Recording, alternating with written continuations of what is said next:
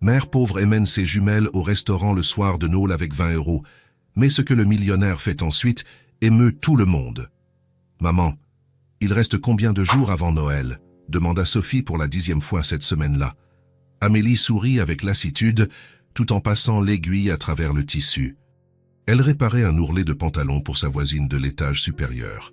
2 € de plus qui iraient dans le bocal en verre caché dans le placard de la cuisine. « Il ne reste qu'un jour, mon amour. Un jour !» Léa sauta du canapé. « Maman, on va toujours au restaurant avec les lumières ?» Le restaurant. Était tout ce dont les jumelles parlaient depuis des semaines. Amélie avait commis l'erreur de passer avec elle devant l'endroit un après-midi de décembre. Les filles S étaient collées à la vitre, les yeux écarquillés, en voyant les familles dîner sous ces lumières dorées suspendues au plafond. « Maman, regarde, on dirait le château de la princesse !» avait dit Sophie. « Quand est-ce qu'on ira manger là-bas ?» avait demandé Léa, pleine d'espoir. Amélie n'avait pas eu le courage de dire non. Pas à ce moment-là, pas quand leurs petits yeux bleus clairs brillaient si fort. « On ira un jour, c'est promis. » Et maintenant, après des semaines à économiser chaque pièce, chaque euro qui restait de ses travaux de couture, Amélie avait 20 € dans le bocal. Ce n'était pas beaucoup. Mais était suffisant pour un dîner simple. Du moins, c'est ce qu'elle espérait. « Oui, on y va !» confirma Amélie en rangeant son aiguille. Demain soir, les filles crièrent de joie et se prirent dans les bras, tournant dans le petit salon de l'appartement. « Je vais mettre ma robe bleue !» annonça Sophie. « Moi, je mettrai la rouge !» compléta Léa. Amélie les observa, le cœur serré. Elles étaient si petites, si innocentes. Elles méritaient le monde entier, et tout ce qu'elles pouvaient leur offrir, était un dîner au restaurant. Mais ce serait le meilleur dîner qu'elles aient jamais eu. Elles s'en assureraient. Le soir de Noël, Amélie se réveilla tôt. Elle repassa soigneusement les vêtements des filles, coiffa leurs boucles dorées, mit des rubans assortis. Sophie en bleu, Léa en rouge. « On est belles, maman ?» demanda Sophie en tournant devant le miroir, les plus belles du monde. Amélie enfila la seule tenue qu'elle avait pour de telles occasions. Un chemisier blanc simple et un pantalon noir. Rien de spécial. Mais était propre et bien repassé. Elle prit le bocal en verre, compta l'argent une fois de plus. 20 €. Elle soupira profondément et mit les billets dans son portefeuille. Allons-y, les filles, avant qu'il ne se fasse tard. Le trajet jusqu'au restaurant fut magique pour les jumelles. La neige commençait à tomber, recouvrant tout de ce blanc doux. Les rues de Paris étaient décorées de lumières colorées, de sapins de Noël illuminés, de vitrines décorées. « Maman, regarde le bonhomme de neige !» s'exclama Léa en montrant une décoration. « Et le Père Noël !» Sophie tira la main d'Amélie. Les deux n'arrêtèrent pas de parler, excitées, impatientes. Amélie leur serrait les mains avec tendresse, essayant d'immortaliser ce moment, leur joie, leur innocence, leur espoir. Quand elles arrivèrent devant le restaurant, les filles s'arrêtèrent sur le trottoir. « C'est ici, maman !» dit Sophie, les yeux brillants. « On va vraiment entrer ?» demanda Léa, presque incrédule. « Oui, on y va. » Amélie poussa la porte en verre. La chaleur de l'endroit lui frappa le visage. L'odeur de plats chauds, d'épices, de pain frais. Les lumières dorées que les filles admiraient tant étaient là, suspendues au plafond, créant une lueur douce et accueillante. Il y avait des familles à toutes les tables, des pères riant avec leurs enfants, des couples trinquants, des enfants courant entre les chaises. Amélie sentit son cœur se serrer. Elle n'appartenait pas à cet endroit, plus maintenant, pas depuis la mort de Jean. « Une table pour 3 ?» sourit la réceptionniste en prenant 3 menus. « Oui, s'il vous plaît. » Elles furent conduites à une table près de la fenêtre. Léa tapa des mains. « Regarde, Sophie, on a eu la table près de la fenêtre. Je t'avais dit qu'on l'aurait. » Les deux s'assirent et restèrent collés à la vitre, regardant la neige tomber dehors. Amélie tira doucement sa chaise, sentant le poids de la responsabilité. 20 €. Elle avait 20 €. Elle ouvrit le menu et sentit le sol se dérober sous ses pieds. Les prix étaient bien plus élevés qu'elle ne s'en souvenait. Beaucoup plus. Une soupe, 15 €. Une salade, 18 €. Un hamburger pour enfants, 22 €. Amélie feuilleta tout le menu, le cœur battant à tout rompre, cherchant quelque chose, n'importe quoi, qui rentrerait dans son budget. « Maman, qu'est-ce qu'on va manger ?» demanda Sophie, essayant de lire les grandes lettres. « Ah, laisse-moi voir, mon amour. » Les mains d'Amélie tremblaient. Elle tourna la page. Et puis elle vit « Pâtes à la sauce tomate. 18 €. C était le seul plat qu'elle pourrait payer. Il ne lui resterait que 2 €. Mais C était possible. « Maman !» Léa montra une photo sur le menu enfant. « On peut commander ça ?» Ça était une portion de poulet pané avec des frites. La photo était colorée et appétissante. Les filles regardaient avec cette lueur dans les yeux. « Ça coûte combien ?» demanda Sophie, impatiente. Amélie regarda le prix. 25 € chacun. Elle sentit sa gorge se nouer. « Désolée, on n'a que 20 €, dit-elle tout bas, presque sans voix. Le sourire des filles s'effaça un peu. Elles se regardèrent confuses. « Seulement 20 ?» répéta Sophie. « Mais on pensait que… » commença Léa, mais elle s'arrêta. Amélie ferma les yeux, luttant contre les larmes. Elle avait échoué, une fois de plus. « Je ne savais pas que C était si cher, » admit-elle, la voix tremblante. « Désolée, les filles. Je pensais qu'on pourrait bien manger ici. Mais ce n'est pas grave, maman, » l'interrompit Sophie, posant sa petite main sur celle d'Amélie. « Oui, on peut partager quelque chose, » compléta Léa en souriant. Amélie les regarda. 5 ans, 5 ans, et elle savait déjà être forte, elle savait déjà consoler. « Vous êtes sûre ?»« Ça, on partage toujours tout, de toute façon, » dit Sophie en haussant les épaules. « Et c'est meilleur comme ça, » ajouta Léa, balançant ses petites jambes sous la chaise. Amélie cligna rapidement des yeux, retenant ses larmes. « Vous êtes mes filles courageuses. Vous le saviez ?» Le serveur s'approcha avec un carnet à la main. « Vous avez choisi ?» Amélie prit une profonde inspiration. « Oui, des pâtes à la sauce tomate. Un verre d'eau et 2 petits jus de fruits, s'il vous plaît. » Il nota, les regarda toutes les trois, et Amélie vit ce regard qu'elle connaissait bien, de la pitié, de la gêne. Mais il ne dit rien. Il hocha simplement la tête et s'en alla. Les filles se remirent à dessiner sur les serviettes en papier avec le crayon qu'Amélie avait toujours dans son sac. Elle dessinait des arbres, des étoiles, des bonshommes de neige. Amélie observait, le cœur serré. Elle méritait tellement plus. Ce qu'Amélie ne savait pas, c'est que 2 tables plus loin, un homme aux cheveux grisonnants et aux yeux bleus fatigués observait tout en silence. Édouard était venu au restaurant pour fuir la solitude. Mais maintenant, en voyant cette mère et ses 2 petites filles blondes partager un si petit rêve avec tant de dignité, il ressentit quelque chose qu'il n'avait pas ressenti depuis des années. Il appela discrètement le serveur. « Cette table là-bas, » dit-il en montrant Amélie et les filles. « J'aimerais payer leur addition. Et je voudrais les inviter à dîner avec moi. Demandez-leur si elles acceptent. » Avec délicatesse. Le serveur parut surpris, mais acquiesça. Quelques minutes plus tard, il s'approcha de la table d'Amélie. « Excusez-moi, madame, le monsieur là-bas, » dit-il en montrant Édouard, « aimerait savoir si vous et les filles voudriez vous joindre à lui pour le dîner. Il est seul et, eh bien, ce serait une compagnie agréable pour lui. » Amélie tourna la tête et vit Édouard. Il lui fit un léger signe de tête, avec un sourire bienveillant.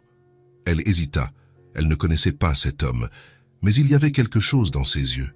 Quelque chose de sincère. « Il a l'air gentil, maman », chuchota Sophie. « Ça, on dirait le grand-père des histoires », compléta Léa. Amélie prit une profonde inspiration. « D'accord, nous pouvons y aller. » Le serveur sourit et les conduisit à la table d'Édouard. Il se leva dès qu'elles s'approchèrent. « Merci d'avoir accepté, » dit-il en tirant les chaises pour les filles. « Je suis Édouard. » Amélie. Et voici Sophie et Léa. « Enchantées, les filles. »« Bonjour, monsieur Édouard, » dirent-elles en chœur. Ils s'assirent. Édouard prit le menu et le tendit à Amélie. « S'il vous plaît, commandez ce que vous voulez, sans vous soucier de rien. » Amélie ouvrit la bouche pour protester, mais il leva la main. « J'insiste, ce serait un plaisir. » Les filles regardèrent leur mère, pleines d'espoir. Amélie soupira et acquiesça de la tête. « Très bien. » Sophie et Léa feuilletèrent le menu avec des yeux brillants. « Maman, maintenant on peut commander le poulet ?» demanda Léa tout bas. « Oui, vous pouvez, mon amour. » Les deux faillirent sauter de joie. Le serveur revint. Édouard commanda 2 assiettes de poulet pané pour les filles, un risotto pour lui, et demanda ce qu'Amélie souhaitait. Je vais prendre les pâtes, finalement. Vous êtes sûr? Vous pouvez commander n'importe quoi. J'en suis sûr. Merci. Le serveur nota tout et s'éloigna. Édouard regarda les filles qui s'agitaient sur leurs chaises, excitées. Vous aimez dessiner? On adore, répondit Sophie. Je dessine mieux, la taquina Léa. Non, c'est pas vrai? Édouard rit. Était un rire discret mais sincère. Je suis sûr que vous dessinez très bien toutes les deux. Amélie observait tout, essayant encore de comprendre pourquoi cet homme faisait cela. Puis-je vous demander pourquoi nous avez-vous invités? Édouard redevint sérieux un instant. Il regarda son verre de vin devant lui. Parce que je vous ai vu partager ce plat, et j'ai vu quelque chose que je n'ai pas vu depuis très longtemps. Quoi donc? Une famille, une vraie. Amélie ne sut quoi dire. J'ai une fille, continua Édouard. Ah mais on ne se parle plus. Depuis des années. Et aujourd'hui, le soir de Noël, je suis venu dîner seul parce que je n'ai plus personne. Sophie et Léa arrêtèrent de dessiner et le regardèrent. Pourquoi vous ne vous parlez plus? Demanda Sophie. Sophie, la réprimanda Amélie. Ce n'est rien, dit Édouard. J'ai fait des erreurs, de grosses erreurs. Et elle s'est éloignée. Je ne lui en veux pas. Vous vous êtes déjà excusé? Demanda Léa, la tête penchée. Édouard eut un sourire triste. Pas encore, mais peut-être qu'un jour j'en aurai le courage. Il faut le faire vite, dit Sophie, sérieuse. Parce que Noël, c'est pour être ensemble. Édouard sentit une boule se former dans sa gorge.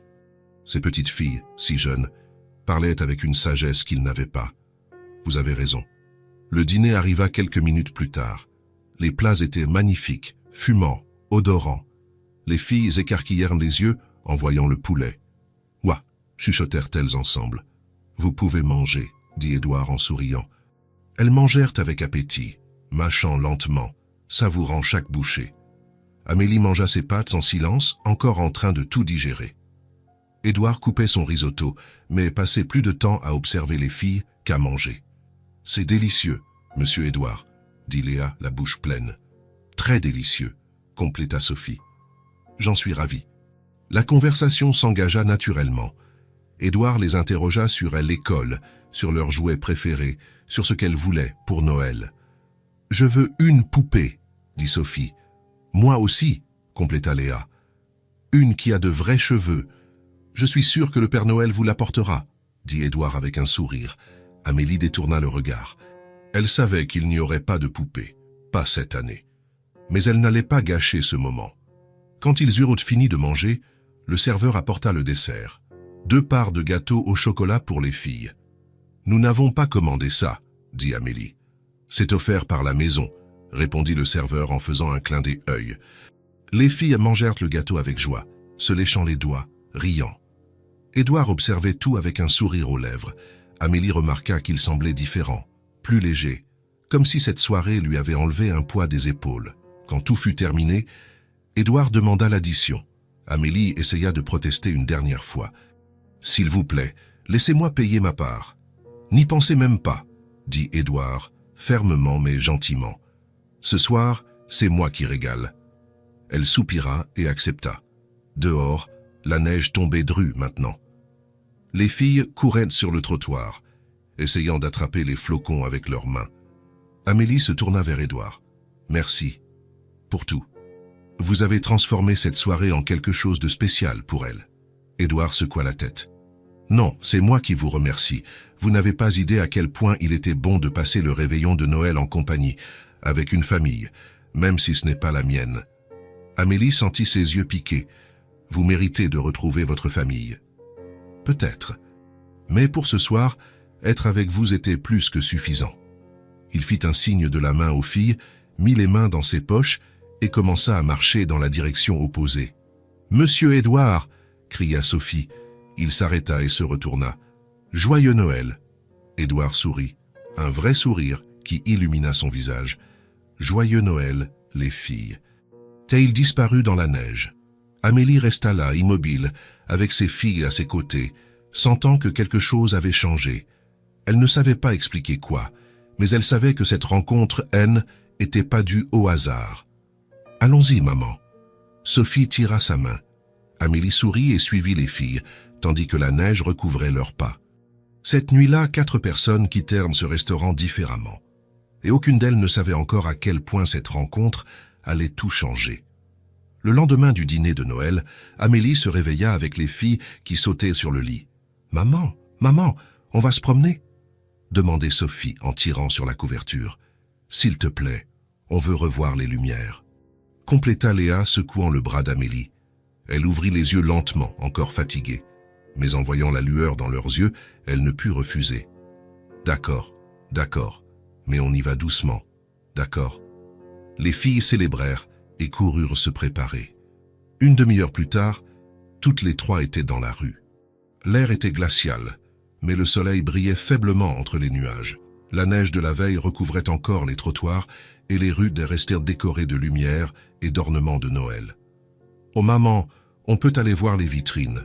demanda Sophie, tirant la manche du manteau d'Amélie. « S'il te plaît. » Léa joignit les mains. « On va juste regarder. » Amélie sourit. « Te regarder ne coûtait rien. »« D'accord, mais juste regarder, promis ?»« Promis !»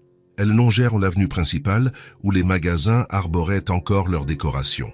Des lumières clignotaient, des sapins décorés emplissaient les vitrines et des bonshommes de neige en carton souriaient aux passants. Les filles s'arrêtaient devant chaque vitrine, collant leur nez contre la vitre, montrant du doigt les jouets exposés. « Regarde cette poupée, Sophie !» s'exclama Léa en montrant une poupée aux cheveux blonds et à la robe rose. « Elle est magnifique !» soupira Sophie. « On dirait une princesse. » Amélie se tenait derrière elle, observant. Son cœur se serrait chaque fois qu'elle montrait quelque chose du doigt. Elle aurait tant voulu pouvoir leur offrir cela, mais elle ne le pouvait pas. Pas maintenant. « Allons, les filles. Il commence à faire froid, » dit Amélie, tirant doucement leurs mains. Elles firent quelques pas de plus et s'arrêtèrent devant un magasin de jouets. La vitrine était remplie de poupées. Des poupées de toutes sortes, tailles et couleurs. Sophie et Léa étaient hypnotisées. « Maman, » chuchota Sophie, « regarde toutes ces poupées. J'en voudrais tellement une, » dit Léa, les yeux brillants. Amélie sentit une boule dans sa gorge. Elle s'accroupit pour être à leur hauteur. « Je sais, mes amours. Un jour, je vous le promets, vous en aurez. »« Quand ?» demanda Sophie, innocemment. Amélie ne sut quoi répondre. « Bientôt. » C'est alors qu'une voix familière retentit derrière elle. « Amélie ?» Elle se retourna, surprise. Édouard était là, avec un manteau sombre et une écharpe grise. Ses cheveux grisonnants étaient légèrement ébouriffés par le vent. Il sourit en les voyant. « Monsieur Édouard !» crièrent les filles en chœur et coururent vers lui. Édouard s'accroupit et ouvrit les bras. Elles le serrèrent fort. « Quelle bonne surprise !» dit-il en riant. « Qu'est-ce que vous faites ici ?»« On regarde les poupées ?» répondit Léa, en montrant la vitrine. « Elles sont très belles !» compléta Sophie. Édouard regarda la vitrine, puis Amélie. Elle haussa les épaules, un peu gênée. On se promenait juste. Édouard resta silencieux un moment, observant les filles qui avaient de nouveau collé leur nez à la vitre. Puis, il se tourna vers Amélie. « Puis-je leur faire un cadeau ?» Amélie cligna des yeux, surprise. « Quoi ? Des poupées ? Puis-je leur offrir des poupées ?» Amélie hésita. Une partie d'elle voulait refuser. Elle ne voulait pas donner l'impression de profiter de sa gentillesse. Mais une autre partie, celle qui voyait la lueur dans les yeux de ses filles, voulait accepter. « Édouard, vous n'êtes pas obligé de... »« Je sais que je ne suis pas obligé, » l'interrompit-il gentiment. « Mais je le veux, s'il vous plaît. » Amélie regarda les filles, puis lui. Il y avait de la sincérité dans les yeux d'Édouard. Ce « haine » n'était pas de la pitié, c'est était autre chose. « D'accord, » dit-elle tout bas. Édouard sourit et s'approcha des filles. « Les filles, vous voulez choisir des poupées ?» Sophie et Léa le regardèrent, puis leur mère, incrédule. « On peut, maman ?» demanda Sophie, la voix pleine d'espoir. « Oui, vous pouvez. » Les deux crièrent de joie et tapèrent des mains. Édouard les fit entrer dans le magasin. Amélie les suivit, encore en train de tout digérer. À l'intérieur, le magasin était un véritable monde de jouets. Des étagères pleines, des couleurs partout, une musique douce en fond sonore. Il y avait des poupées de toutes formes et tailles, suspendues au mur et rangées sur les étagères. « Vous pouvez choisir celle que vous préférez », dit Édouard en s'accroupissant à côté d'elle. Les filles restèrent immobiles un moment, regardant tout autour d'elle avec des yeux écarquillés. « Il y a tellement de poupées », chuchota Sophie. « Je ne sais pas laquelle choisir », dit Léa en tournant lentement sur elle-même. Édouard rit doucement. « Pas de précipitation, regardez tranquillement. » Sophie se dirigea vers une étagère et prit une poupée aux cheveux blonds bouclés et à la robe bleue scintillante. Elle serra la poupée délicatement, comme si c'était quelque chose de fragile. « Celle-ci, maman. »« Elle me ressemble. » Amélie sourit. « C'est vrai, mon amour. » Léa continuait de parcourir le magasin, observant chaque poupée. Elle s'arrêta devant une aux cheveux lisses et châtain clair, vêtue d'une robe rouge avec des détails dorés. « Je veux celle-là, » dit-elle en prenant la poupée et en la serrant contre sa poitrine. Édouard sourit. « Excellent choix, les filles. » Il prit les deux poupées de leurs mains et se dirigea vers la caisse. Amélie se tenait un peu en retrait, observant la scène. Les filles ne quittaient pas les poupées des yeux, comme si elles avaient peur qu'elles disparaissent. Édouard paya et l'employé mit chaque poupée dans un sac coloré. Il prit les sacs et s'accroupit de nouveau à la hauteur des filles. « Prenez-en bien soin, d'accord ? On le fera, » promit Sophie. « Comptez sur nous, » compléta Léa. Il leur tendit les sacs. Les filles les ouvrirent sur le champ, sortirent les poupées et les serrèrent fort dans leurs bras. Puis, sans prévenir, elles laissèrent les poupées dans les mains d'Amélie et coururent vers Édouard. Elles le serrèrent si fort qu'il faillit perdre l'équilibre. « Merci, monsieur Ed », dit Sophie, la voix étranglée par les émotions. « C'est le meilleur cadeau de notre vie », compléta Léa en le serrant encore plus fort. Édouard sentit ses yeux piquer. Il les serra en retour, fermant les yeux un instant. « De rien, les filles, de rien. » Amélie observait tout, les poupées dans les mains et les larmes aux yeux. Elle n'avait jamais vu ses filles aussi heureuses. Quand les filles lâchèrent Édouard, il se releva et regarda Amélie. Elle s'essuya rapidement les yeux. « Merci, » dit-elle, la voix basse. « Vous n'avez pas idée de ce que cela signifie pour elle. » Édouard secoua la tête. « Je crois que si. » Ils sortirent du magasin ensemble. Les filles marchèrent devant, parlant à leurs poupées, leur donnant des noms, inventant des histoires. « On va prendre un café ?» demanda Édouard. « Il y a un café juste au coin de la rue. » Amélie le regarda, puis les filles. « D'accord. » Ils entrèrent dans le café. Ça était un endroit petit et chaleureux, avec des tables en bois et l'odeur de café frais dans l'air. Édouard commanda 2 cafés et 2 chocolats chauds pour les filles. Ils s'assirent près de la fenêtre. Sophie et Léa étaient absorbées par leurs poupées, prêtant à peine attention à ce que les adultes disaient. « Avez-vous toujours été si généreux ?» demanda Amélie, tenant sa tasse. Édouard eut un sourire triste. « Non, en fait, j'ai passé beaucoup de temps à être égoïste. » Amélie ne dit rien, elle attendit simplement. « J'ai perdu beaucoup de choses à cause de ça, » continua-t-il. « Des gens que j'aimais, des moments qui ne reviennent pas. Et maintenant, j'essaie juste de faire les choses différemment. » Ça va faire différemment comment? En étant présent, en étant utile, en étant quelqu'un de meilleur. Amélie le regarda attentivement.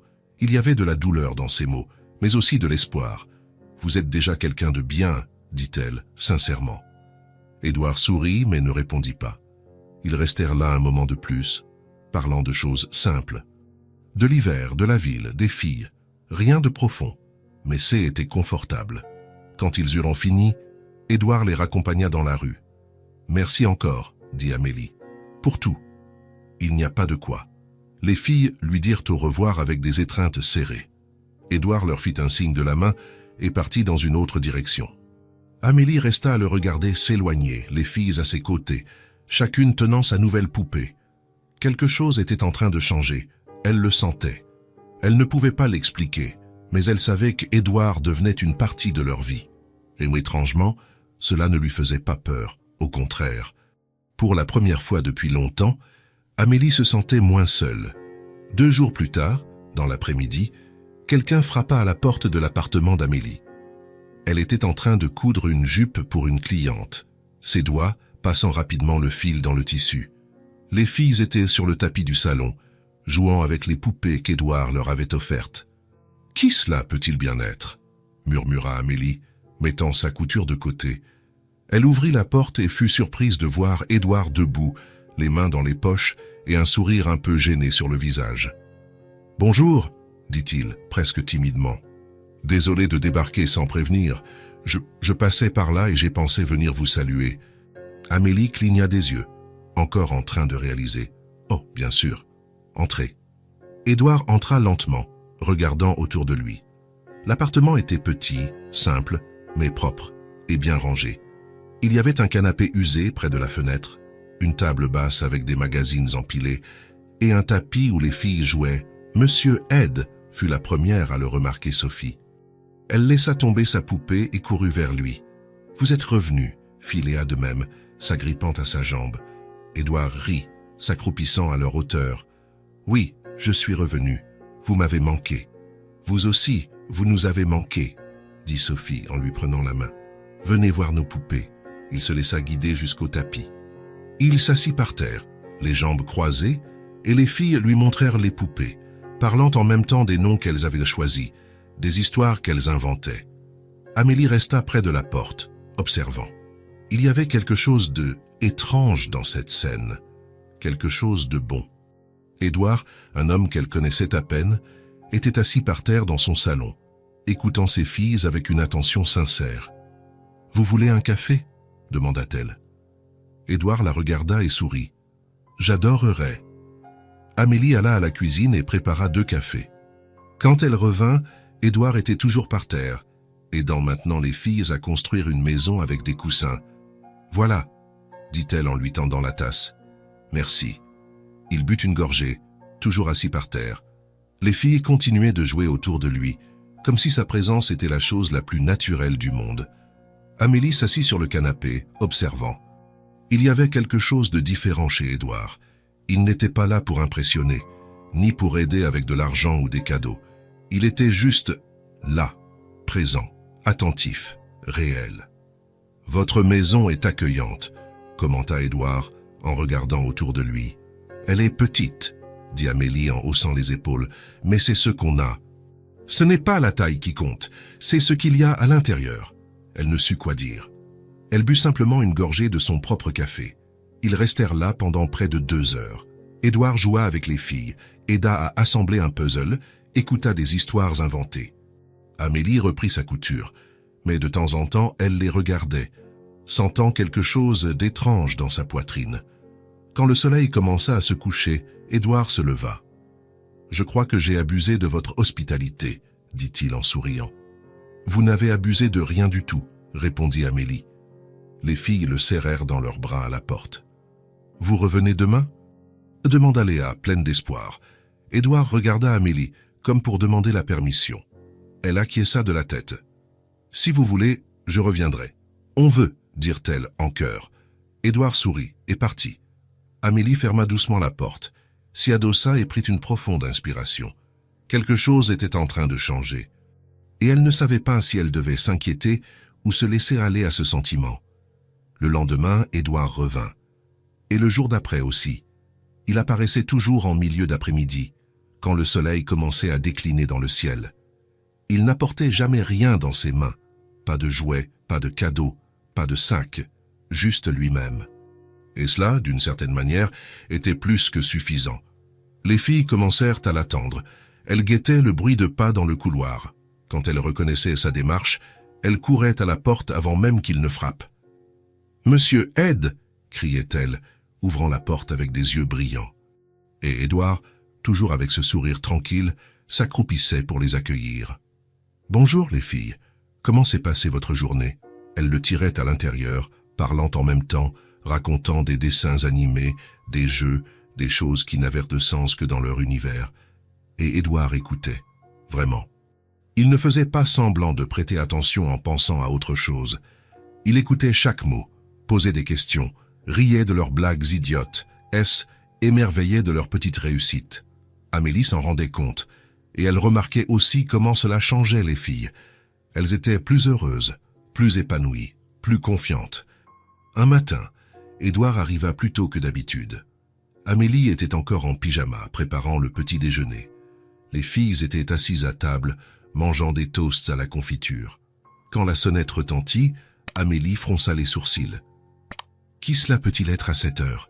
Elle ouvrit la porte et fut surprise de voir Édouard. « Désolé, dit-il, un peu gêné. »« Je me suis levé tôt et, je n'avais rien à faire. Puis j'entrai. Amélie regarda sa propre tenue, puis lui. Je suis en pyjama.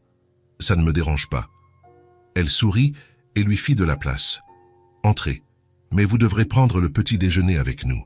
C'est la meilleure invitation que j'ai reçue aujourd'hui. Les filles crièrent en le voyant. Édouard s'assit à table avec elle, accepta un toast que Sophie insista pour lui tartiner de confiture et but son café en écoutant Léa raconter un rêve qu'elle avait fait avec une licorne. Amélie observait tout depuis l'évier en faisant la vaisselle. Il y avait quelque chose de surréaliste dans cette scène. Édouard, un homme qui avait probablement une vie importante, assis à la vieille petite table de son appartement, mangeant un toast brûlé et écoutant des histoires de licornes. Mais il semblait heureux, sincèrement heureux. Et cela intriguait Amélie. Que cherchait cet homme ici? Que trouvait-il dans cette simplicité? Les jours continuèrent à passer. Édouard allait et venait, sans heure fixe, sans prévenir. Parfois il restait 10 minutes, d'autres fois il restait tout l'après-midi. Il n'apportait jamais rien, aucun cadeau, aucun jouet, rien d'autre que sa propre présence, et les filles adoraient ça. Elles jouaient à cache-cache avec lui dans le petit appartement, lui demandaient de dessiner avec elles, le faisaient lire des histoires avec des voix amusantes, lui montraient chaque gribouillage, chaque réussite, chaque détail insignifiant de leur journée. Et Édouard participait à tout, sans se presser, sans regarder sa montre, sans donner l'impression d'avoir mieux à faire. Amélie, peu à peu, commença à s'habituer à cela. Elle se mit à préparer une tasse de café supplémentaire chaque matin, même les jours où il ne venait pas. La tasse restait là, sur la table, comme une invitation silencieuse, et Édouard buvait toujours de cette tasse quand il arrivait. Un après-midi, il était assis sur le canapé avec Sophie d'un côté et Léa de l'autre. Il regardait un vieux dessin animé sur la petite télévision. Amélie était dans la cuisine, épluchant des pommes de terre pour le dîner. Elle regardait le salon de temps en temps, les voyant tous les trois là, tranquilles, partageant simplement le moment. Il y avait quelque chose de très beau dans cette scène, quelque chose qu'elle n'avait pas vu depuis longtemps. Une famille, pas au sens traditionnel, mais au sens de personnes qui se souciaient les unes des autres, qui étaient présentes, qui choisissaient d'être là. Un soir, après que les filles se furent couchées, Édouard et Amélie restèrent assis dans le salon. Lui sur le canapé, elle sur la chaise à côté. Le silence entre eux était confortable. Il n'était pas nécessaire de combler chaque seconde avec des mots. « Puis-je vous demander quelque chose ?» dit Amélie, rompant le silence. « Bien sûr. Pourquoi venez-vous ici ?» Édouard resta silencieux un moment, regardant la tasse vide dans ses mains. « Parce qu'ici, je me sens vivant. » Amélie fronça les sourcils. « Vivant? Oui. Dehors, dans mon monde, tout est vide, grand mais vide. J'ai une immense maison, mais ce n'est qu'un espace. Il n'y a pas de vie, pas de son. Il n'y a rien. Mais ici, il regarda autour de lui. Ici, il y a des rires, du mouvement, de la simplicité. Et cela me rappelle des choses que j'avais oubliées. » Amélie ne dit rien. Elle l'observa simplement. « Vous n'êtes pas obligé de venir tout le temps, vous savez, » dit-elle tout bas. « Nous ne voulons pas être un fardeau. »« Vous n'êtes pas un fardeau, » répondit Édouard, la regardant droit dans les yeux. « Vous êtes un cadeau. » Amélie sentit ses yeux piquer. Elle cligna rapidement des yeux, détournant le regard. « Restez dîner demain, » dit-elle, changeant de sujet. Édouard sourit. « J'adorerais. » Les semaines passèrent, et la routine s'installa pour de bon. Édouard venait presque tous les jours. Parfois le matin, parfois l'après-midi, parfois juste pour un rapide bonjour avant de se rendre ailleurs. Mais il revenait toujours. Et peu à peu, cette présence guérit des choses. Les filles, qui étaient autrefois calmes et peu sûres d'elles avec les étrangers, riaient maintenant à gorge déployée et parlaient sans crainte. Elles couraient à la porte chaque fois qu'elles entendèrent des pas dans le couloir, espérant que ce soit Édouard. Et quand c'était le cas, leur sourire illuminait tout. Amélie changea aussi.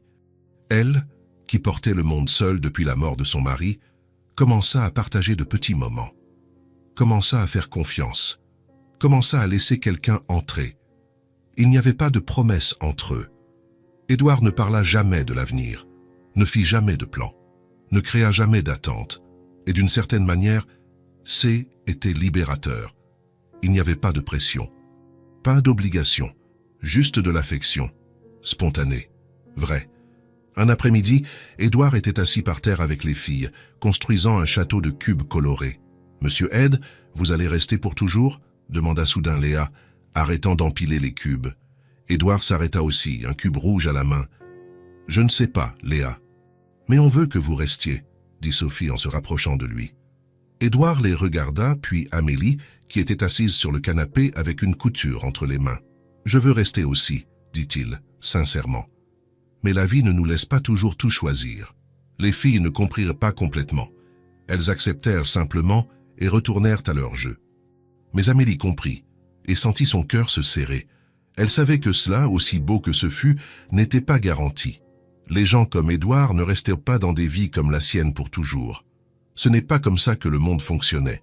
Mais pour l'instant, il était là, et cela devait suffire. Cette nuit-là, après le départ de Édouard, Amélie mit les filles au lit.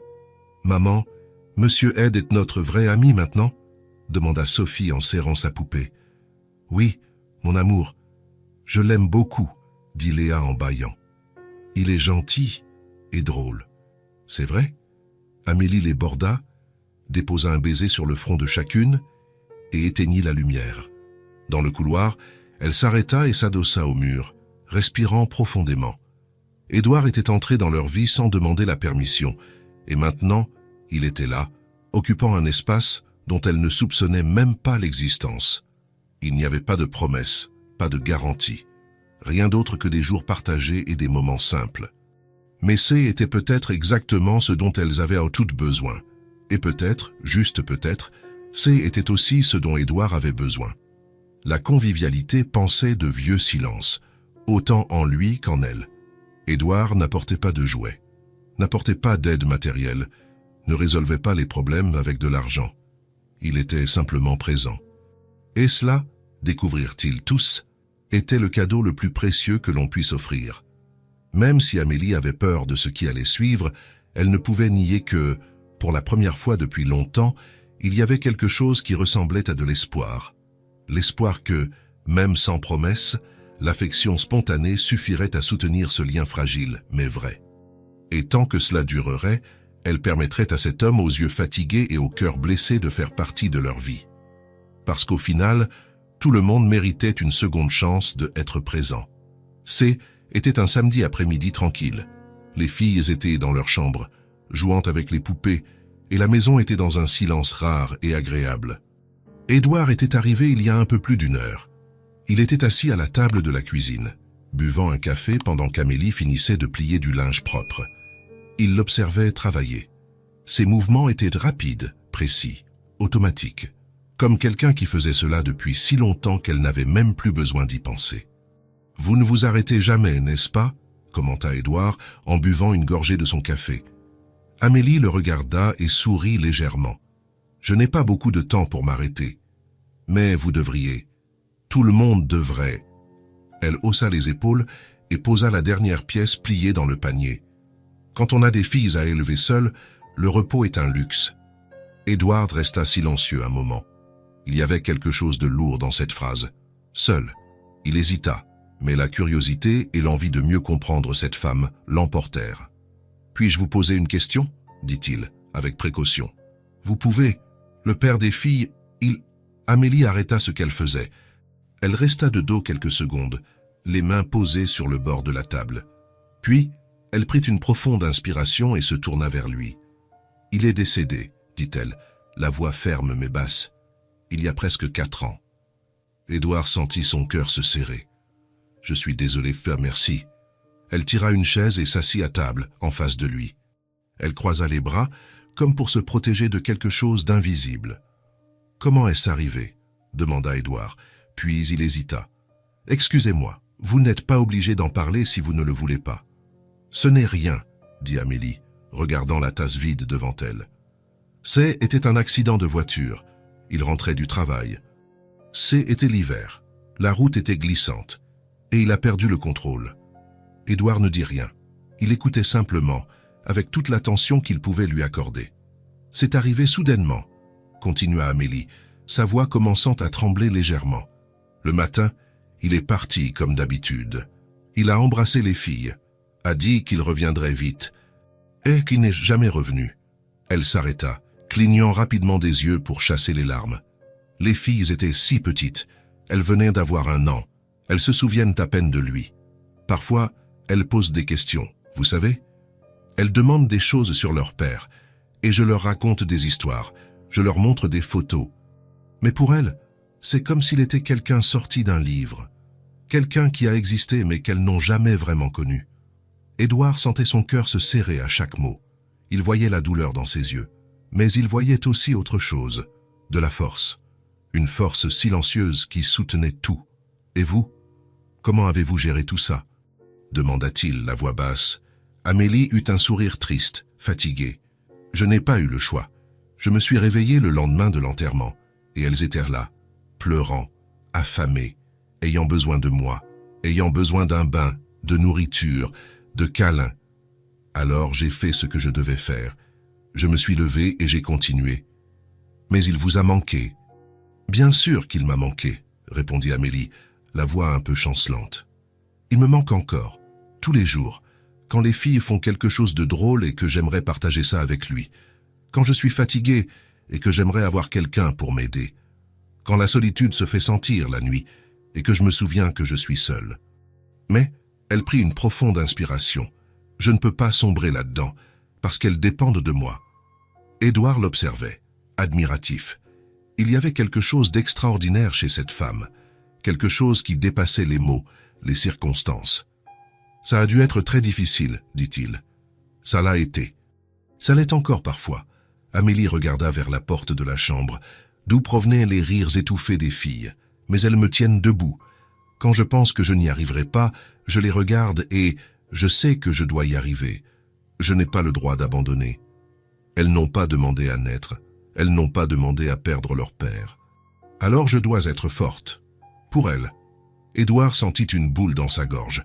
Il avait vécu si longtemps en ne pensant qu'à lui-même, à ses propres douleurs, à ses propres pertes.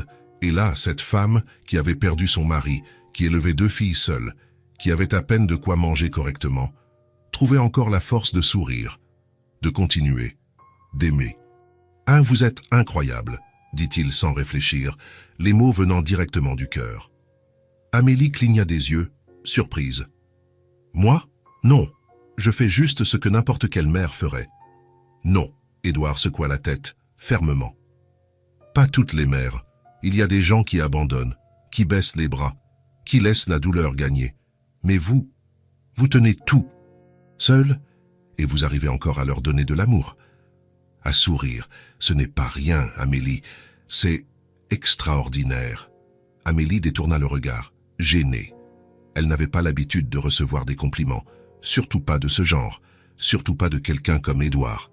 « Je fais juste ce qui doit être fait, » murmura-t-elle, la voix basse. Édouard resta silencieux, l'observant. Il y avait tant de choses qu'il voulait dire, tant de choses qu'il ressentait, mais ne savait pas comment mettre en mots. Il voulait lui parler de sa propre fille, de la façon dont il avait échoué en tant que père, de la façon dont il avait tout perdu en étant égoïste, en n'étant pas présent quand il aurait dû. Il voulait dire qu'il admirait Amélie parce qu'elle était tout ce qu'il n'avait pas été. Mais il ne dit rien. Ce moment N n'était pas à propos de lui. C était à propos d'elle, de sa force, de son courage silencieux qu'elle portait chaque jour, sans se plaindre, sans attendre de reconnaissance, sans demander d'aide. « Elles ont de la chance de vous avoir », dit finalement Édouard, la voix chargée de sincérité. Amélie le regarda, les yeux brillants. « Parfois, je pense que je ne suis pas assez, qu'elles méritent plus. Une meilleure maison, des jouets, des vêtements neufs, un père. Vous êtes plus que suffisante, » l'interrompit Édouard, fermement. « Beaucoup plus. Elles ont ce qui compte, elles ont de l'amour, de la présence. Quelqu'un qui se bat pour elles tous les jours. Cela vaut plus que tout. » Il y eut un silence entre eux. Ce N était pas inconfortable. C était plein de compréhension, de respect, de quelque chose de profond qu'aucun des deux ne savait nommer. Amélie s'essuya rapidement les yeux, avant que les larmes ne coulent. « Merci, dit-elle, la voix basse et étranglée, de m'avoir écouté, de comprendre. C'est à moi de vous remercier, de me faire confiance. Ils restèrent là, assis à table, dans un silence qui en disait plus que n'importe quel mot. Édouard admirait cette femme. Pas seulement pour sa beauté simple, ou sa bonté, mais pour sa force, sa résilience, sa capacité à aller de l'avant, même quand tout semblait impossible. Et d'une certaine manière, cela lui faisait honte, parce que lui, qui avait tout, l'argent, le confort, les opportunités, avait abandonné si facilement. Cass était noyé dans sa propre douleur, son propre égoïsme, et avait perdu ce qui comptait le plus. Tandis qu'Amélie, qui n'avait rien, continuait de se battre, tous les jours, sans hésiter, sans abandonner. Les filles apparurent à la porte de la cuisine, interrompant le moment. « Monsieur Ed, venez jouer avec nous », appela Sophie, excitée. « On fait un goûter », compléta Léa tenant une tasse de jouet. Édouard sourit et se leva. « J'arrive, les filles ». Il regarda Amélie une dernière fois. Elle sourit légèrement, les yeux encore humides, mais reconnaissants.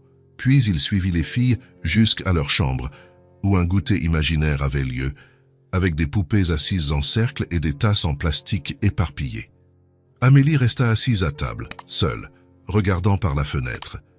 La lumière de l'après-midi entrait doucement, illuminant la petite cuisine. Elle ne savait pas ce que Édouard pensait, ne savait pas ce qu'il ressentait, mais elle savait que, d'une certaine manière, il la voyait, vraiment.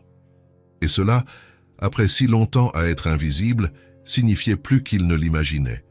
Cet après-midi-là, Édouard ne parla pas de lui, ne partagea pas ses propres douleurs, n'essaya pas de comparer les souffrances ou de voler la vedette. Il a simplement écouté, et observé, et admiré. Parce que parfois, la plus grande force n'est pas de parler, c'est de reconnaître la force de l'autre, de la respecter, de la valoriser, et Édouard la reconnaissait, profondément. Amélie était une femme ordinaire, avec une vie ordinaire, pleine de difficultés. Mais il y avait en elle un courage silencieux que peu possédaient, une force invisible qui soutenait tout, qui maintenait cette famille debout, même quand le monde semblait s'effondrer. Et ça, il le savait. C'était quelque chose de rare, quelque chose de précieux, quelque chose digne de toute l'admiration du monde. Tandis que les rires des filles résonnaient depuis la chambre, Édouard sourit. Et pour la première fois depuis longtemps, il sentit qu'il était en présence de quelqu'un de vraiment admirable. Quelqu'un qui, sans s'en rendre compte, lui apprenait à être meilleur. L'après-midi avait été bon. Mieux que bon, en fait. Édouard passa des heures à jouer avec Sophie et Léa. Elles avaient insisté pour faire un défilé de mode avec leurs poupées, et il avait fini par être le juge officiel de la compétition. Il applaudissait, donnait des notes imaginaires, feignait d'être impressionné par chaque robe en papier qu'elle créait. Les filles riaient si fort qu'Amélie dut leur demander de baisser le ton, inquiète pour les voisins. Quand le soleil commença à se coucher, Édouard prit congé. Les filles le serrèrent fort dans leurs bras, comme toujours, et Amélie le raccompagna jusqu'à la porte. « Merci d'être venu », dit-elle en souriant. « Merci de m'avoir reçu », répondit Édouard. « Toujours. » Il descendit lentement les escaliers de l'immeuble, les mains dans les poches de son manteau. L'air du soir était froid, mordant. La rue était vide, silencieuse, éclairée seulement par les lampadaires jaunâtres. Édouard se dirigea vers sa voiture, monta et resta immobile un moment. Il ne mit pas le contact. Il resta juste là, regardant dans le vide. Il y avait quelque chose de lourd dans sa poitrine, quelque chose qu'il essayait d'ignorer chaque fois qu'il était avec Amélie et les filles, mais maintenant, seul dans la voiture, le poids revenait, complet, suffocant. Il prit une profonde inspiration et démarra la voiture. Le trajet jusqu'à chez lui fut silencieux. Pas de radio, pas de musique. Juste le son du moteur et le bruit étouffé des rues. La maison d'Édouard se trouvait de l'autre côté de la ville. Elle était grande, belle, avec un jardin devant et un garage spacieux, le genre de maison que n'importe qui trouverait enviable. Mais elle était vide. Il ouvrit la porte et entra. Le silence le frappa comme un mur. Pas de rire, pas de voix, pas de vie. Juste un écho. Édouard posa ses clés sur la console près de l'entrée et se dirigea vers le salon.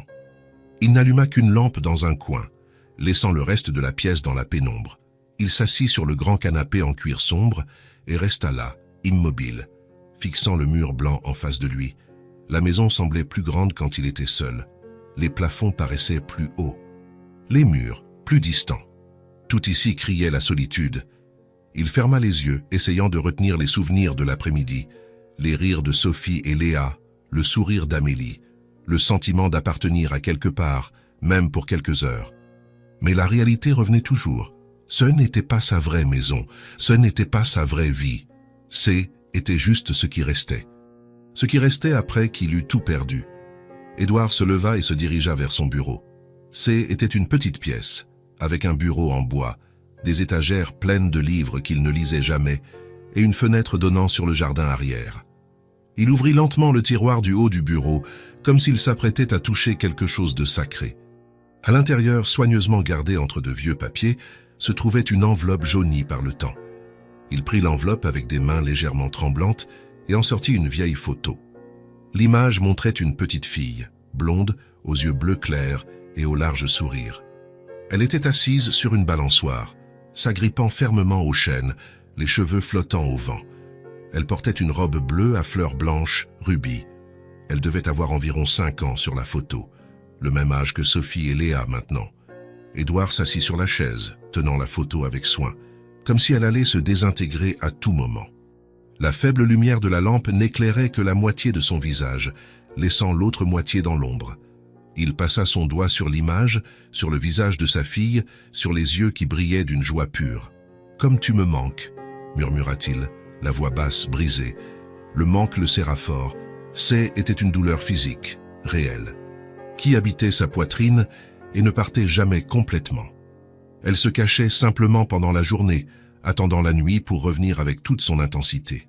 Il se souvenait de son sourire, de la façon dont elle l'appelait « papa », avec cette petite voix fluette et pleine d'affection, de la façon dont elle courait vers lui quand il rentrait du travail, sautant dans ses bras sans crainte de tomber.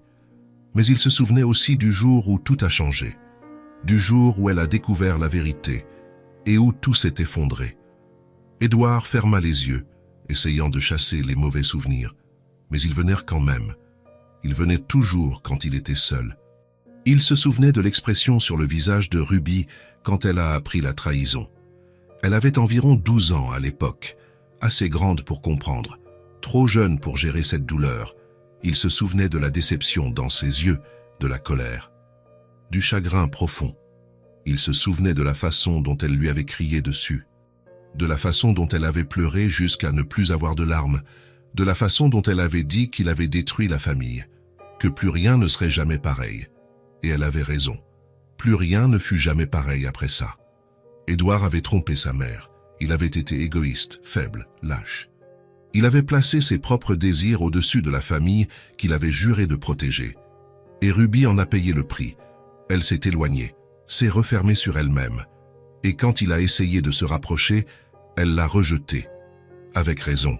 Alors, il a abandonné. Il a pensé que C était mieux ainsi, qu'elle méritait de vivre sans lui, sans la présence de quelqu'un qui n'avait causé que de la douleur. Mais la vérité était autre. La vérité, c'est qu'il avait peur. Peur d'affronter ce qu'il avait fait, peur de voir la déception dans ses yeux tous les jours, peur de ne pas être pardonné. Alors, il s'est enfui dans cette grande maison vide, prétendant que tout allait bien. Édouard ouvrit les yeux et regarda de nouveau la photo. Ruby lui souriait, figée dans ce moment de bonheur innocent. « Tu étais si heureuse ?» murmura-t-il, la voix tremblante. « Et j'ai détruit ça. J'ai tout détruit. » Il serra la photo contre sa poitrine un instant, comme s'il serrait sa fille dans ses bras. Mais ce N n'était que du papier, froid, distant. Il remit la photo dans l'enveloppe avec soin et referma lentement le tiroir, comme s'il enterrait quelque chose de précieux qu'il n'avait pas le courage de garder exposé. Il se leva et se dirigea vers la fenêtre. Dehors, le jardin était sombre. Les arbres se balançaient dans le vent froid de la nuit. Tout semblait mort. Il pensa à Sophie et Léa. Pensa à quel point elles étaient de pleines de vie, de joie, d'innocence, exactement comme Ruby l'avait été. Et il pensa à la façon dont il s'attachait à elle, comment il essayait, d'une certaine manière, de réparer dans le présent ce qu'il avait détruit dans le passé. Mais était-ce juste? Avait-il le droit de chercher la rédemption ainsi? D'utiliser cette famille pour combler le vide qu'il avait lui-même créé? Il ne savait pas. Il savait seulement que lorsqu'il était avec elle, la douleur diminuait, le vide se réduisait, la solitude s'éloignait. Mais quand il rentrait chez lui, tout revenait. La culpabilité, le manque, le regret. Édouard sortit du bureau et se rendit à la cuisine. Il ouvrit le réfrigérateur, mais ne prit rien. Il resta juste là, regardant à l'intérieur sans vraiment voir. La maison était dans un silence total, un silence qui faisait mal aux oreilles, qui pesait sur les épaules. Il ferma le réfrigérateur et s'appuya contre le comptoir, passant ses mains sur son visage fatigué. « Qu'est-ce que je suis en train de faire ?» murmura-t-il pour lui-même. Il savait qu'il ne pouvait pas continuer comme ça, savait qu'il devait affronter le passé, devait aller retrouver Ruby, devait essayer, au moins essayer, de réparer ce qu'il avait brisé. Mais la peur était plus grande que le courage. Et donc il restait là, prisonnier, entre ce qu'il devrait faire et ce qu'il parvenait à faire. Édouard éteignit les lumières et monta les escaliers jusqu'à sa chambre. Il s'allongea sur le lit, toujours habillé, fixant le plafond sombre. Il pensa à Amélie, à sa force, à la façon dont elle affrontait tout seul, sans fuir, sans abandonner, sans se cacher. Et il se demanda s'il aurait un jour ce courage. Le courage de revenir, de demander pardon, d'essayer de reconstruire ce qu'il avait détruit. Mais pour l'instant, tout ce qu'il avait, était le manque et le silence. Le manque qui vivait en lui, qui l'accompagnait chaque jour, qui se resserrait plus fort les nuits solitaires quand il n'y avait rien pour le distraire. Amélie ne le savait pas, les filles ne le savaient pas, personne ne le savait. Cette douleur n'appartenait qu'à lui, gardée, cachée, silencieuse. Et tandis qu'il fermait les yeux, essayant de dormir, la dernière chose qu'il vit fut le visage de Ruby, petite, souriante, heureuse, sur la balançoire, les cheveux flottant au vent, un temps qui ne reviendrait plus, et qu'il ne savait pas s'il parviendrait un jour à retrouver. La fin de l'après-midi arriva doucement, avec la lumière dorée du soleil entrant par la fenêtre du salon. Les filles étaient dans leur chambre, en train de dessiner, et la maison était calme. Édouard était assis sur le canapé, une tasse de café à la main. Amélie était sur la chaise à côté, cousant un chemisier. Le silence entre eux était confortable, comme il était devenu ces derniers temps. Mais il y avait quelque chose de différent ce jour-là. Édouard semblait distant, pensif, comme s'il portait quelque chose de lourd qu'il avait besoin de libérer. Amélie le remarqua. Elle remarquait toujours. « Tout va bien ?» demanda-t-elle, sans quitter sa couture des yeux. Édouard la regarda, hésita, puis détourna les yeux vers sa tasse. « Puis-je te dire quelque chose ?» Amélie arrêta de coudre et le fixa. Bien sûr. Il prit une profonde inspiration, comme pour rassembler son courage. « Je t'ai dit que j'avais une fille, Ruby. »« Oui. Tu as dit que vous ne vous parliez pas beaucoup. C'est ça. Mais je ne t'ai pas dit pourquoi. » Amélie mit sa couture de côté et s'installa sur sa chaise, lui accordant toute son attention. Édouard resta silencieux quelques secondes, cherchant les mots justes. Mais il n'y avait pas de mots justes pour cela, seulement la vérité. « J'ai trompé sa mère, dit-il, la voix basse. Amélie ne dit rien, elle attendit simplement. C était il y a quelques années. J'y étais perdu, insatisfait. Je cherchais quelque chose que je ne savais même pas ce que C c'était, et j'ai fini par la tromper. C était une erreur, une énorme erreur. » Il s'arrêta, déglutissant difficilement. La mère de Ruby l'a découvert et le lui a dit. Ruby avait environ 12 ans à l'époque, assez grande pour comprendre, et elle ne m'a pas pardonné. Kay Amélie écoutait en silence, sans jugement. Elle m'a regardé d'une manière que je n'oublierai jamais, continua Édouard, la voix brisée. Comme si J était un étranger, comme si tout ce que nous avions construit avait disparu. Il posa sa tasse sur la table. Elle s'est éloignée, a cessé de me parler. Quand j'essayais de me rapprocher, elle fuyait. Et moi, j'ai pensé que c'était mieux ainsi, qu'elle méritait de vivre sans moi. Mais elle te manque, dit Amélie, doucement. Tous les jours, admit Édouard, les yeux embués. Je regarde Sophie et Léa, et je me souviens de Ruby à cet âge. Je me souviens à quel point elle était heureuse, comment elle m'aimait, et je me souviens que j'ai tout détruit. Amélie sentit son cœur se serrer. Il y avait tant de douleur dans ses mots. As-tu déjà essayé de lui parler ? Édouard secoua la tête. Non, j'ai peur. Peur de quoi? Qu'elle me déteste, qu'elle ne veuille pas me voir, qu'il soit trop tard. Amélie resta silencieuse un moment. Puis, elle se pencha en avant, le regardant dans les yeux. Édouard, tu as fait une erreur, c'est vrai. Mais continuer à te cacher ne réparera rien. Ça ne fera qu'empirer les choses. Je sais, murmura-t-il, mais c'est difficile d'affronter ce que j'ai fait. Je sais que ça l'est, dit Amélie, fermement mais gentiment. Mais tu as déjà fait le premier pas. Édouard fronça les sourcils. Quel pas? Car tu as reconnu ton erreur. Tu te sens coupable. Tu veux réparer. C'est déjà plus que ce que beaucoup de gens font. Il la regarda, réfléchissant. Et si elle ne me pardonne pas? Et si elle te pardonne? Rétorqua Amélie. Tu ne le sauras pas si tu n'essayes pas. Édouard détourna le regard, luttant contre ses émotions. Je ne sais pas si j'en suis capable. Amélie se leva, s'approcha de lui et s'assit à ses côtés sur le canapé. Elle posa sa main sur la sienne. Tu en es capable, dit-elle en le regardant dans les yeux. Tu es plus fort que tu ne le penses. Je le vois. Je vois comment tu as changé. Tu n'es plus la personne qui a fait cette erreur. Tu essaies d'être meilleur, et Ruby mérite de le voir. Édouard sentit les larmes monter. Il cligna rapidement des yeux, mais quelques-unes échappèrent. Et s'il est trop tard? Il n'est jamais trop tard pour essayer, répondit Amélie. Jamais. Tant que vous êtes tous les deux en vie, il y a une chance. Mais tu dois aller la voir. Va la voir. Parle avec ton cœur. Sans excuse, sans justification. Dis juste la vérité. Dis que tu es désolé, qu'elle te manque, que tu veux une chance. Édouard la regarda, admiratif. Et si elle me renvoie? Alors tu reviendras un autre jour, dit Amélie en lui serrant la main. Et un autre, jusqu'à ce qu'elle t'écoute, jusqu'à ce qu'elle voie que tu es sincère. Édouard prit une profonde inspiration, sentant quelque chose changer en lui. Quelque chose qui ressemblait à de l'espoir. Tu penses qu'elle pourrait me pardonner? Amélie lui tint fermement les mains. Je ne sais pas, mais je sais que tu mérites d'essayer. Et elle mérite de l'entendre. Vous méritez tous les deux cette chance. Il y eut un silence.